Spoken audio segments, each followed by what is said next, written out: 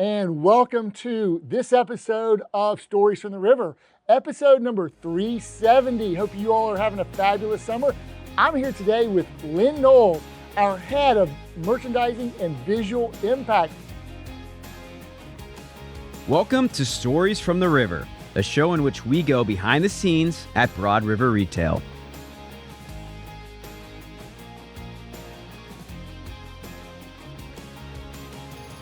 Lynn, welcome back to the pod. Thank you very much. It's my first time in the new studio, so I'm excited to be here. It's a wonderful studio, great sound system. We're a little bit warm today, but we're going to work through it. Lynn, how's your summer been? It's been great. It's going by very quickly. I have a rising senior, so I just got my first email about new activities for senior parents. Wow, Drew. Yes. How's his baseball season going? Good. He had a good Legion season, and he's on a rest right now, teaching kids to swim at aqua tots. Oh, that's great. My boys have done some aqua tots action before. Well, hey, so this will air on August 4th, I believe, and but we're recording on July 17th. Lynn, why is July 17th like a memorable day in Broad River lore? We're celebrating the 1-year anniversary of our Lighthouse Fund today. That's right. With a get-together this afternoon, and we're super excited about this program. Have you been volunteering this week, you and your team? Yes, we have. We had a team that went to Boys and Girls Club in the Raleigh-Durham area. So yes, everybody is locked in. We'll show some pictures. There have been some great volunteering activities all week. And so this day last year, I was in Cape Elizabeth, South Portland, Maine, at Portland Headlight, where we launched the Lighthouse Fund, a company-wide kind of Zoom meeting and town hall. And we've served, I was looking at the stats, I think 99 families in the past year. Wow. We've got regular donations coming in. I think 158 memory makers regularly contribute, and $3,000 a month is added to support the fund, of course, from the initial seeding and those who maybe have done one-time donations, and never expected but always invited to give. But it's working. It's doing a great job, and I don't know unless someone comes to me and says, "Hey, thank you for this," but it's working behind the scenes with our third-party support from Helping Hands, and it's helping memory makers in crisis. And so we do have some fun activities today. And so I get to wear this yellow shirt, this bright Be a Light Day. We'll show some of these props here. I get this yellow shirt, and then there's another light blue shirt here. So I got all kinds of colored shirts here. So I got a lot of Be a Light stuff to add. And I think there's this Lighthouse Fund sticker. I'll put that to use on my laptop or somewhere that IT might not approve of. That's against the acceptable use policy. Well, we're going to acceptably use it. We'll make an exception. I do have a laptop. I do like to put stickers on my laptops. I haven't on this newest one because it is against the thing. So anyways, yeah, I think we've got like a DJ, a bounce house, some fun activities, place to connect and gather and celebrate the 1 year. So we'll both be at You think it's hot in here? It's going to be really hot there. I know. I think my wife's taking the boys to Carowinds later today. Ooh. I said, "Are you going to be walking around?" She's like, "No, I'm going to be in the air-conditioned unit," but they'll be walking around sweating. Smart woman. Yeah, my son who works in the Drew, who works in the distribution center, they get up early and they go to cross-country practice. And then he and Zachary will come over here and work their 4-hour shift. He texted me his results. He ran 6 miles this morning. See? Wow. Yeah, I got one son who slept in, and the other son who kind of ran his 6 miles and then came to work. So anyways, we'll have fun. Okay, so what do we want to talk about today, Lynn? We've got quite a few things we want to talk about, and I'll get some other props later. Okay. When did you start? You're coming. You've been here quite a bit. Yes, I started October, I think it was the 26th of 2016. My first day was in High Point Market. Wow. And you started as a category manager, right? Yes, I did. So, and now you're leading the whole merchandising, and not just the whole merchandising department, but the merchandising and visual department. So it's been quite a journey, nearly 10 years. It has. It's been an exciting journey. My first year, I wasn't sure I was going to make it in the furniture business. I just wasn't sure. It was all new to me, and I would sit at my kitchen table every night. I told my husband, I said, "I'm going to give this 1 year. I'm going to learn this, or it's going to break me." And so I think things have progressed very nicely. Yeah, they sure have. Oh, well, you had a lot of apparel background experience, right? Yes. And then, of course, you're from Indiana. You went to Yes, IU. I am. Go Hoosiers. Yeah. What is it with me interviewing like IU fans? But I guess 'tis the season. Mendoza just won the ESPY for Yes, Athlete he of the Year, did. right? Yes, he did. Yeah. We're going to go see John Mellencamp on July 30th, just Okay. in celebration of the national championship and his contributions to the IU football program. Is he a big IU supporter? Oh, yes. I guess I'm sorry, I'm not as well Born versed. in Seymour, Indiana. I've Okay. probably seen him perform a dozen times on campus. That's pretty cool. That's Yeah. pretty cool. Where are you going to see him again? At, I think it's PNC, True Lion, Oh, whatever here in that's Charlotte? called. Yeah, here in Okay. Charlotte. Awesome. That's my anniversary present to my husband. So you made that's a great present. So you made it 1 year. You've grown with the organization. You grew up through the merchandising ranks. You went to a lot of High Point markets, a lot of Vegas markets, a lot of committee meetings, and added value. And then we kind of did this whole kind of merger with merchandising and visual impact. And then you kind of went through this kind of branding identity rebirth, if you will. Yes. So talk to us about like creating the Vibe Collective. Like, what is the Vibe Collective? I love telling this story. When I was tasked with leading the visual impact side of the organization, the merchants had never had a brand identity. We went through all purpose activation, departments, retail locations. Yeah, you were an original member of the PAC, the Purpose Activation Committee. Yes, and we struggled, the merchandising group, and we talked about it regularly. Does anything stick? Does anything feel right? What do we want to stand for? What is it? And I mean, we kicked around merchandising magic, merchandising masters, a lot of different things, and none of it really felt right.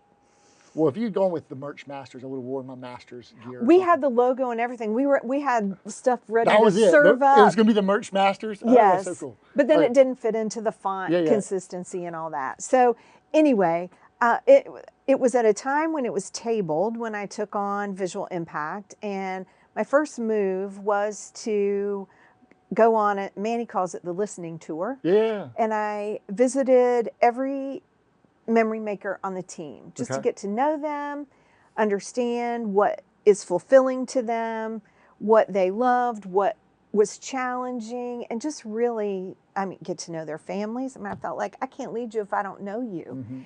And one thing that I learned about the team is we have some super talented memory makers, designers. We have people who are stylistically excellent. We have people who are operationally excellent. We just have, everybody brings their own individual talent to the team.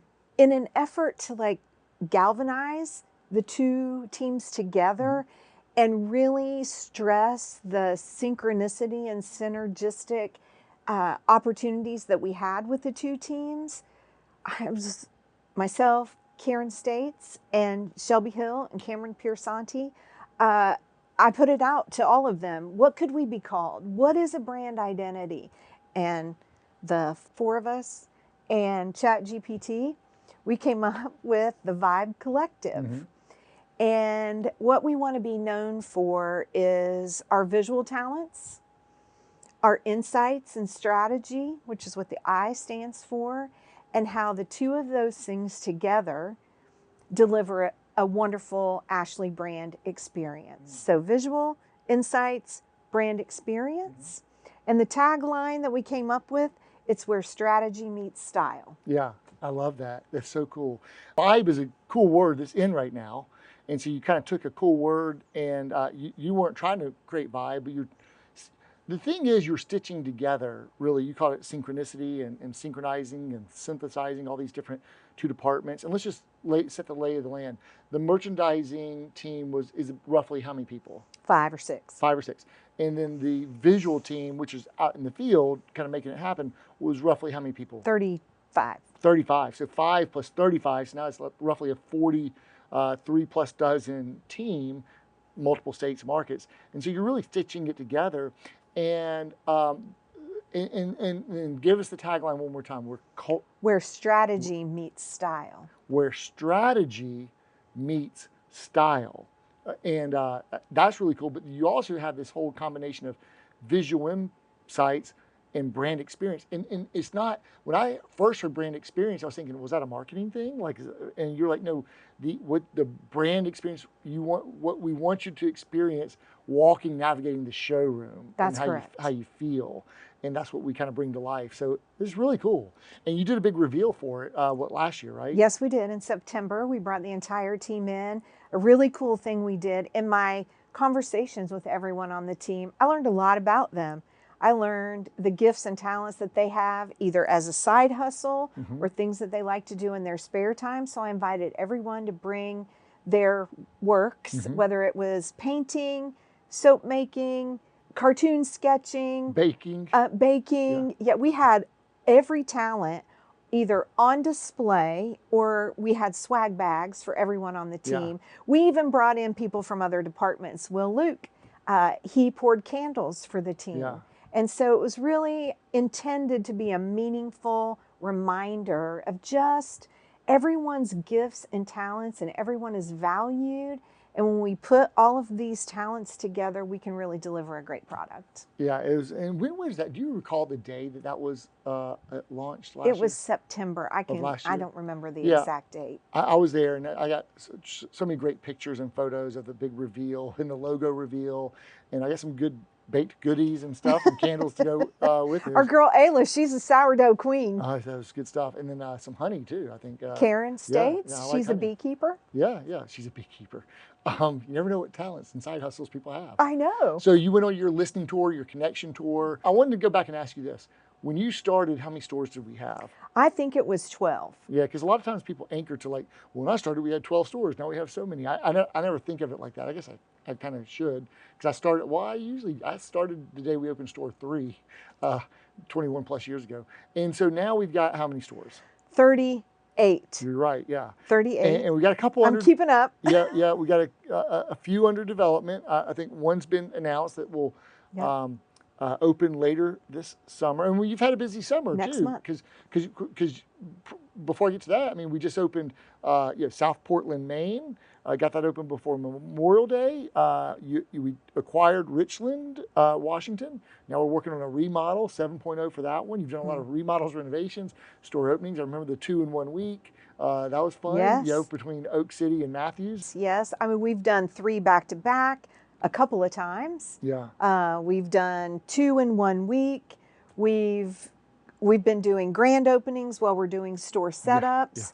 I mean, we can make a lot happen. Yeah, that's right. And we just grand opened, and opened Moscow in April, grand opened it in May, and opened Spokane in December, and grand opened it in May. So a lot going on. And then what do you have coming up this summer? Yes, we have.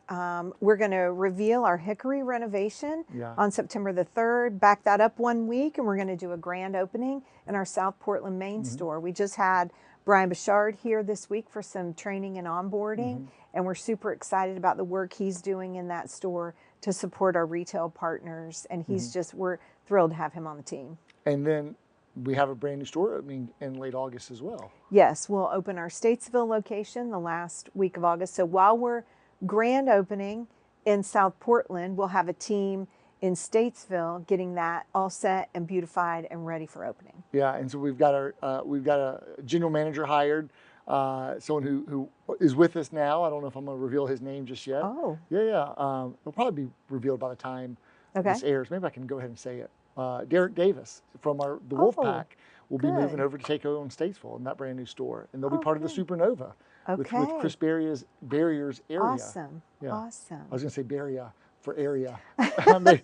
Chris Barria? You want to go with Barria? You're from the Northeast? Yeah, Chris Barria. Okay, but let's talk. So Manny just did a post on his Illuminate tour about highlighting the teams that do the setups, and you guys do amazing work and make magic happen. I know you're super proud of that team, but let's just talk about what goes into the psychology of a showroom design. How do you think about that? Well, I mean, we have great partners at Ashley where they kind of set the framework for us, and understanding who our guest is, what she might be looking for, and giving us great product to set throughout the showroom.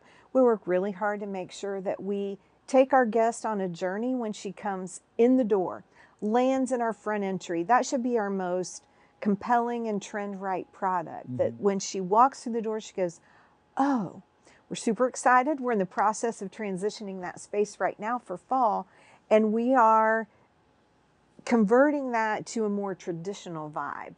Everything has been super contemporary and for a long time.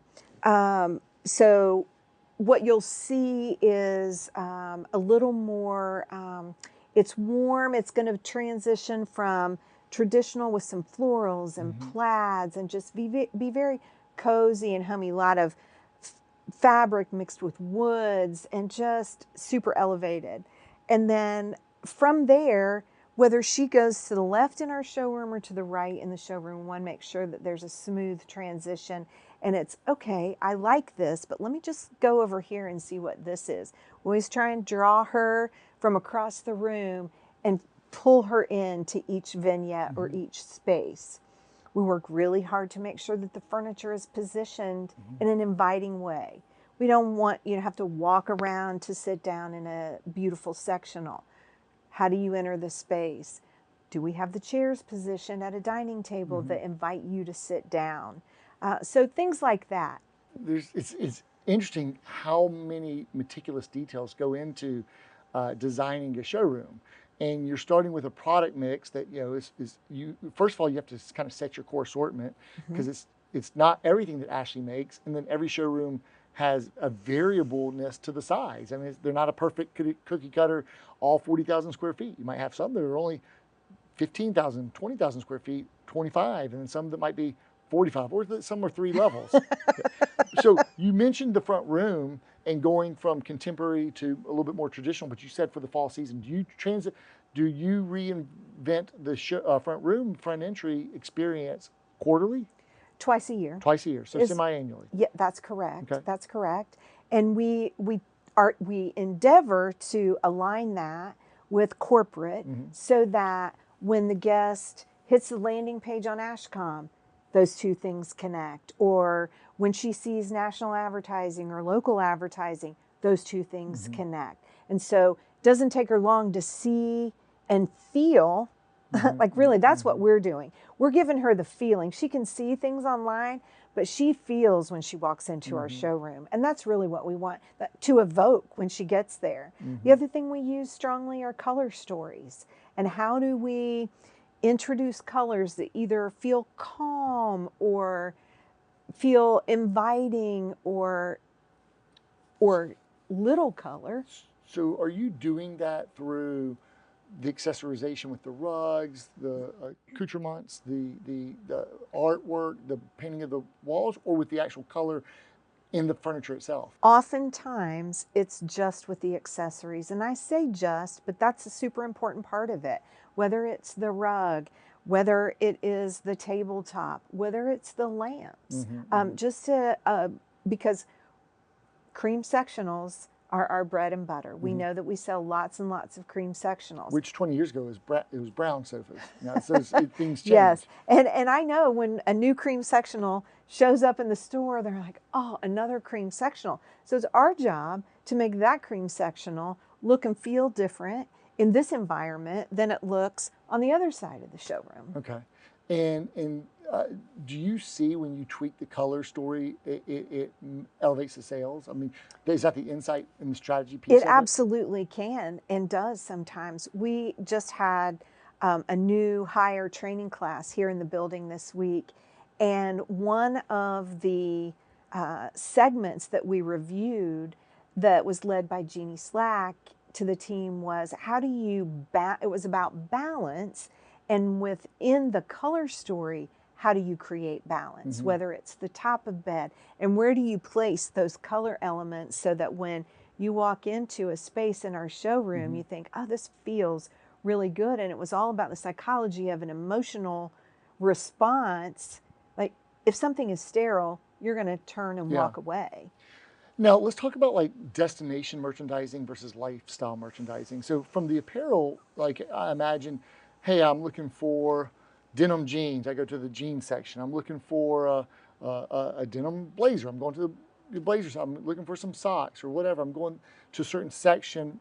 Now, there are furniture stores that are set up. Hey, if you're looking for bar stools, go to the bar stool section. If you're looking for, custom design furniture or whatever, or kids furniture, how are we set up in our showrooms? We are set up by lifestyle and room and vignette.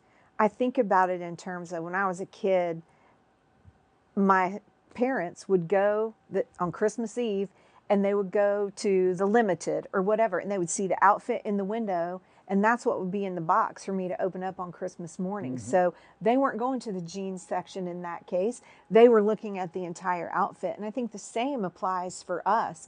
And really, we also do this so that our home furnishings consultants and our retail partners who may not be designers and may not be comfortable with that, it's very easy for them to build their ticket because you like this rug. I would encourage you to add that, let's add that to your ticket. And I think it just helps them as they build the room. I got it. And so let me invite you to talk about some of the lifestyles and maybe even to talk about, I've been hearing about this thing, Ashley Lux. I'm excited to talk about Ashley Lux. It has been an incredible launch. It is beautiful product, a collection of 2 different bedroom collections that have accompanying dining with that. We have 3 upholstery groups, a leather motion group, options for covers, configurable. You can make them large, you can make them small. There are sofas, there are chairs. The thing that is the most beautiful about what we've been able to accomplish with Lux is that it feels curated. It differentiates from the rest of our showrooms in a lot of ways. You'll see when you walk through there that the product has a little bit more room to breathe. We're merchandising it slightly differently. We're putting rugs underneath the beds and making it feel more like someone's bedroom, or that might actually be. It's beautiful product. It's high quality, just as all Ashley product. And it is, it's been a super successful launch. In addition to Lux, then you'll travel back in our showroom, if you're walking the right side, back through the nice transition into contemporary. Not glass and silver or chrome necessarily, but just a nice transition into more modular furniture, where we have our configurable, easy care sectionals with Nuvella fabric. That's a great value story. That's another part of the way we set up our showrooms. We want you to be able to see all of your easy care Nuvella fabric options within reasonable space. It helps our associates tell the story, and you can have this option or you can have this option. Well, let's go back to the front entry and go left. You'll see more traditional product on the left side of our showrooms, but still creating transitions that make sense. And if you're feeling warm wood tones, but maybe it just gets a little bit lighter and then it transitions to even lighter.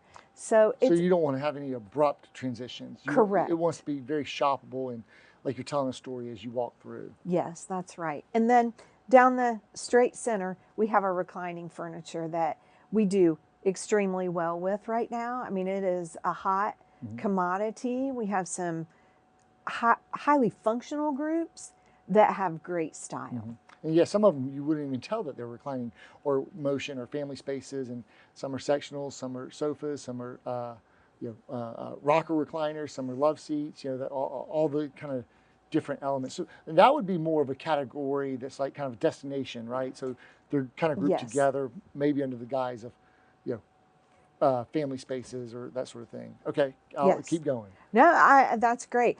On that note, we are super excited and anxiously awaiting. We have 2 new lifestyle motion collections that are on their way to us that you're going to be hard pressed to figure out that they're motion until you sink back into them and experience the functionality. Well, I like all the technology that comes in motion too. If you want to charge your phone, if you want to have speakers in your, if you want it to be power motion or self-reclining, or you want to get into zero gravity, or the all the different features that they put into them. It's like a high-tech kind of system. We have a trending collection right now called the Dreamer, and that is an immersive sound system, Mm-hmm. and it will rumble your seat. And we're Mm-hmm. super excited about that. Yeah, I love it. Any other categories you want to call out? I would say that we have curated the elements of accessories to be to tell a story, but not be overwhelming. Mm-hmm. You know, things have cleaned up recently, Mm-hmm. so it's not. You won't be inundated by that, and we let the furniture really tell the story. Yeah, and I think what's kind of interesting or surprising in our business is, the accessories not just like help tell the story and showcase the furniture, they're also for sale. Correct. Yeah, there's Correct. price tags We'll on sell you everything.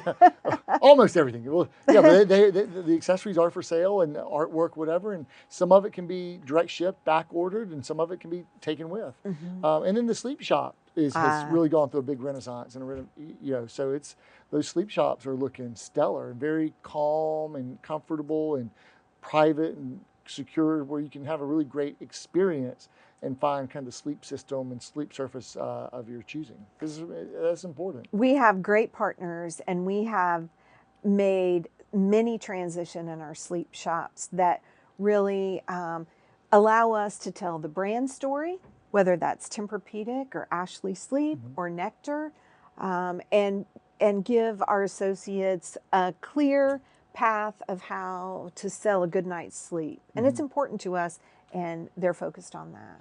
I want to go back to Ashley Lux for a second. So is it like elevated construction, elevated materials? And I want to give you a chance to maybe talk about the spokeswoman who we have. Just what really sets Ashley Lux apart, and what was the whole kind of thesis or vision behind it? We know who our Ashley customer is, and the objective of Ashley Lux is let's go get a different customer. And so the customer segment that we're going after is the eager enthusiast. She's that 30-something who shops Restoration Hardware, Our House, all the other brands that are maybe out of her price range a little bit, but style is very, very important to her. And they will figure out a way to purchase it. So what we've done, what Ashley has done, is introduce a version of that. It is very high quality. It is stylistically high. It is the best looking furniture. I mean, there's a canopy bed. There are 2 beautiful upholstered beds. So there's a variety of options. There are rectangle tables, oval tables, round tables. You can mix and match the chairs. You can configure the sectionals. You can get the sectional you love in either a boucle or a leather or a beautiful brushed velvet almost. It's reminiscent of cloud seating, so you can have something that's a little more comfy and cozy, but there's also an option that sits a little firmer and sits a little straighter, but you can make it big and inviting. Just stylistically, and the way that the assortment has been curated to it allows you, what I think it allows to do, it allows you to interject your own personality into the space. Like the furniture could be the canvas, and then you can include what you want. And who's our spokeswoman? So very exciting. I encourage you to follow her on Instagram, and Ashley Official on Instagram. It's Haley Steinfeld. The first ad that dropped on April the 7th was wowzers. She shows up with a switchblade. I was like, whoa, it's awesome. She is so talented. She is so beautiful. And she makes the Ashley furniture just elevate. I mean, it looks super sophisticated. She cut the fabric so she could make her dress out of it, because that's how much she was drawn into by the fabric. Yeah, they've put a lot more into the durability, the construction, the materials, the look. So it is like a luxury type brand of quality and look and appeal that you might find at another luxury retailer. but at an Ashley approach of pricing. So that kind of makes it affordable luxury, attainable Yes. luxury, if you will, which is great. And I love that it's fully exclusive to Ashley stores. That's right. That's right. So that's where you'll find Ashley Lux. Okay, and so one other thing about like just the design and psychology of a showroom, the antithesis or the opposite of being a lifestyle retailer would be kind of the racetrack and the merchandising retailer. And I just shopped a big retailer here recently, this week actually, and it's like you can basically just kind of do a whole circle and here's all your departments, and maybe that's functional, but it's not as maybe inspiring. I totally agree. I mean, there's a time and a place for that kind of merchandising, I think. That's our approach in some of our outlets where we're trying to sell value, and we know that price is of the utmost importance. And so you're going to go and you're going to see all of your bed options under $4.99 or so. But I mean, we want to draw our guests into our showrooms. We want her to stay a while. We want our retail partners to have an opportunity to connect with our guests because we want her to keep coming back. Yeah. We were talking about just kind of, where do you even start when you kind of go into assortment planning? I mean, I know now we're getting into CAD files, but you've got like a clean palette, right? And you've got kind of your core assortment in mind, but you've got to pick regional winners and differentiation. And so how do you think about like, hey, ultimately you get into the visual insights, part of it and the strategy part of it, it's got to sell. It's got to optimize the sales per square foot. That's the oldest retail metric in the game, right? Sales per square foot. So how do you optimize that as you're thinking through bringing our best foot forward from a merchandising assortment mix? Well, I think we start with the fundamental principle of offering a balanced assortment, and that is good, better, best. Okay. We want to make sure that we're covering all of our bases for any guest who walks in the door. Now, the amount of each of those categories might fluctuate. We know that exclusives are highly important to us and give us a competitive advantage. And so that may be the number one filter that is used after good, better, best, because we want to make sure that our retail partners are at an advantage when a guest walks through our door. And then from there, we understand what the regionality might be. We flex for that. We make transitions quarterly. We announce our transitions quarterly. And if a collection is not carrying its weight and performing to a certain minimum, we will transition that off the floor and bring something new to replace it. Transitions on a quarterly basis to the core assortment plan? To the overall assortment plan. Okay. The core is evaluated ongoing. Really. I mean, that's the merchant team. We have a tool that we use that we created called the Merchandise Assortment Plan, and we perfected it and added elements to it. So they are in a continuous posture of monitoring that. They're looking at performance weekly. If anything is trailing off, understanding why. Is it because the supply chain is weak, or the supply chain is strong and it's still not selling? Are we promoting it? Does it only sell when we promote it? If that's the case, then maybe we need to relook at what retail we have the collection at. So all of those strategic and analytical activities are ongoing with the merchandising team. And then they assemble everything, culminate everything quarterly, and share that with the store team so that then they can begin to develop their plan for execution when the products go off and come back on. Yeah, and then the visual team's got to make sure the floor sample looks good, that it's not a sale declining because it's got a big nash or gash or whatever or scuff on it, or it's not lit well, or the lighting's got to be right, it's got to be placed in the appropriate area.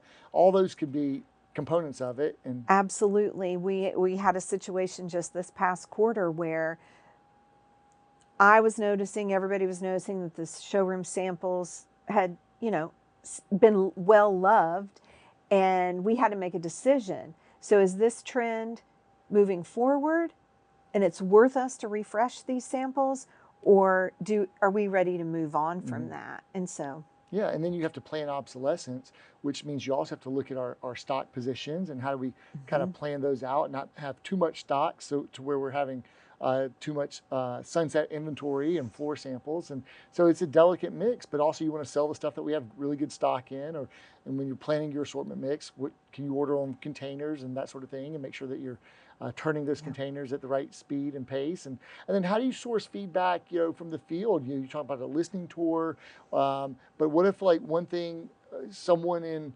Greenwood, South Carolina, or Albemarle, North Carolina says, hey, a smaller store, smaller town, we really want this item, we don't have it. We've had so many people come and ask us about it. How do you get something that someone might be asking about? Well, I mean, we're always open to testing. We don't ever want to say no to something that might be successful, obviously. And so we'll look at all of the factors. They're looking at, okay, what are we selling? When it's time to add things to the floor, one of the other filters that they look at is, are we selling things that we don't currently have on our floor? Because we have a kiosk, we have online, and that it could be a leading indicator of things, of an opportunity that we might be overlooking. Yeah, right. And it wouldn't be necessarily for exclusive product, but it could be for other. Yeah, so you have to look at what are you selling that's not on the floor, and then what do you have on the floor that's not selling, because you got to pay your own rent each item. Correct. Unless it's on the floor to make something else look good, which we don't have a whole lot of space for. We try not to do that. But you talked about like kind of these quarterly decisions and the ongoing decisions. But honestly, at any given point in time, stores are getting new product every week. There's product coming in. Now it's been planned out, but there's showroom moves happening all the time. So you have to manage a lot of schedules, a lot of moves, work with the set team. It's just a lot of coordination. Absolutely. Between our showroom execution team, who are great partners, our supply chain team, they're instrumental early on in the process. To your point earlier, we see this collection downtrending. How many containers do we have that we're waiting on? And what is going to be our strategy for that? That might mean that the merchants can't transition a group off until we have the opportunity to sell through the inventory. So there are lots of decisions, and then we have to decide, okay, well, do we need to accelerate the velocity? So maybe we do need to change the price of that, because the urgency is to get that off. And talking about pricing, this may be the last topic I want to hit, is we've joked in the last 6 years, we used to go without a major price change or increase, maybe once every 3 years. It'd be a major event, and it'd be very infrequent. In the last 6 years since COVID happened, and I'm gonna say this dirty word, inflation. And I know first we had supply chain stuff, we had inflation, and then we had tariffs, and we had inflation. But it's been like a dozen major price increases or changes or price moves that you had to take the whole assortment. So you've gotten very used to change. And then there's that whole big Omni Connect project that we had last year, where we kind of bridged over a 4 or 5 month process. Our prices with online all got kind of connected. So same pricing online as in store. We won't have anything combative there. But how you guys have been pretty adept at managing through inflation and price moves. Well, we've gotten really good and fast at it, but we had to build a process around that we maybe didn't really have perfected. And so we have templates that we use. We drop the data in there. The whole thing about doing a pricing analysis is gathering all the data and the pieces initially took more time than we had to give to the analysis. And we have flipped the script there.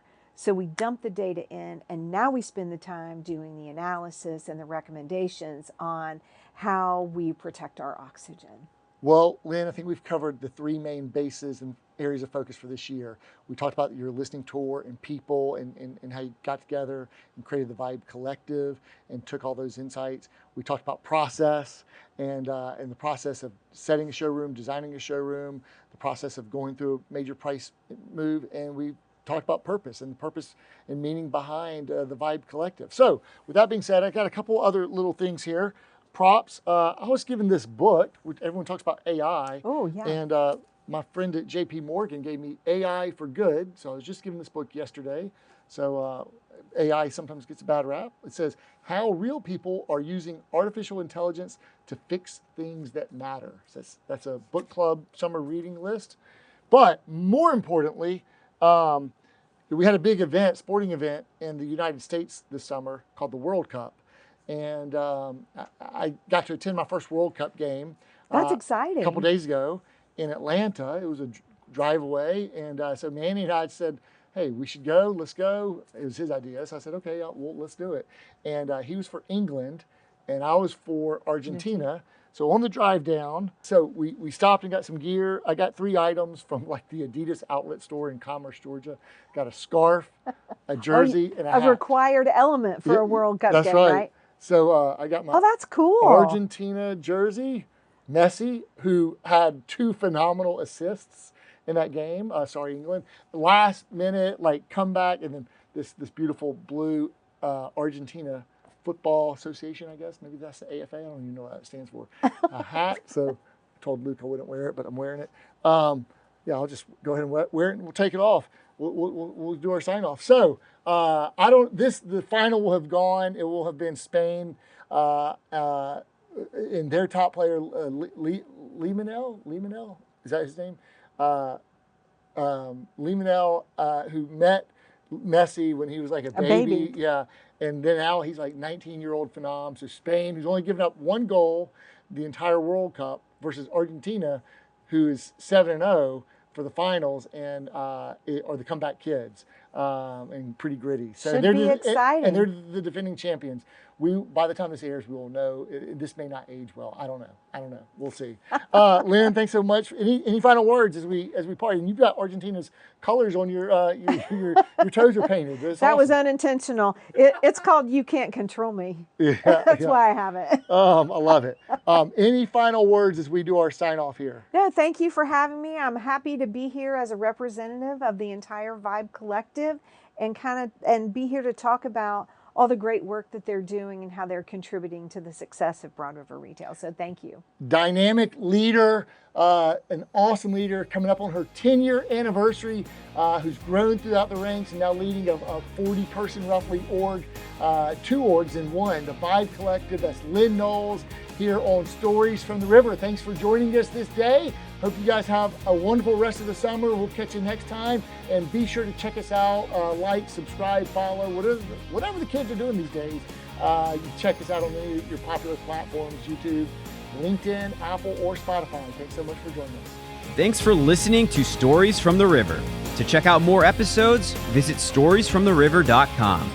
To watch this episode, go to youtube.com/@storiesfromtheriver. Join us again next week, and remember to like, rate, and subscribe to the podcast.